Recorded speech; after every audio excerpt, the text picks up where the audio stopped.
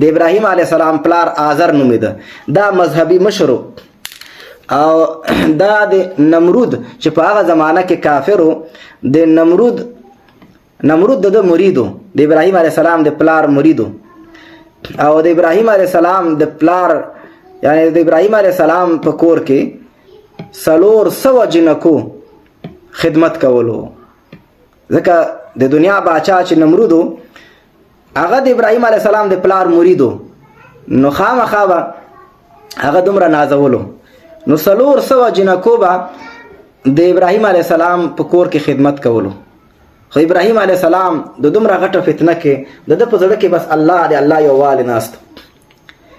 چې د ابراهیم علیه السلام د پلار دا کور یعنی ابراهیم علیه السلام دا کور به 400 جنکو، دا به د آزر دا کور 400 جنکو به په کونسو باندې جارو کولو. او آزر به چې کله دربار ته تللو د نمرود دربار ته، نو د جنکو به دا کونسې خپله په ځمکه باندې خورې کړې. د نمرود د آزر به په ځمکه باندې پښه نه کېښودله، د دغه جنکو په کونسو باندې به د پښې ایښودلې او دربار ته به لاړه. او نمرود به تر هغې په چوکۍ باندې نه کېناستلو د باچایۍ تر څو چې به آزر نو راغلی چې د ده پیرو.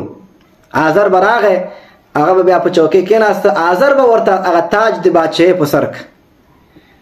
دغسې یو معاشره کې چې دا معاشره او دا ټولنه د فسادو د شرکو او د ابراهیم علیه السلام دا خپله کور چې آزر کورو دا د شرک اډه وه، بوتان جوړېدل.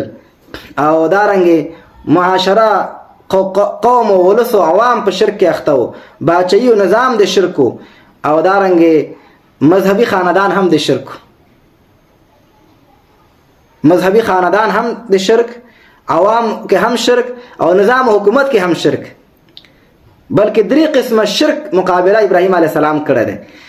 یو د اجرام سماویو چې کوم بندگی کېدله، نور سپوږمۍ ستوري لکه دلته راځي، یو دا قسم شرک هلته رواج. دویم قسم شرک د بوتانو بندگی وه، آزر خپله بوتان جوړو خرڅوو. او دریم قسم شرک چې دی سیاسي شرکو. سیاسي شرک دی ته وایي چې حاکمیت به زما وي، قانون به زما چلیږي، اساسي قانون به زه جوړوم، هغه به په ملک عملي کېږي، زه الهي قانون نه منم، زه د الله والا قانون نه منم. دې ته سیاسي شرک وایي چې یو باچا راولګېږي، هغه یو نظام جوړ کړي. لکه اوس زمانه کې چې دیموکراسي ده، اوس زمانه کې چې جمهوریت ده، دې ته سیاسي شرک وایي. نو هلته دا 3 واړه قسمه شرکونه موجود وو.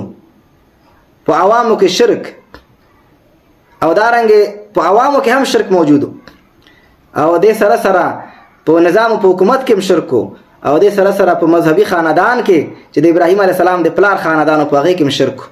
په دې ټوله د شرک په منځ کې ابراهیم علیه السلام موحد و د الله والا انسان. نو ابراهیم علیه السلام د ټولو سره مقابله وه.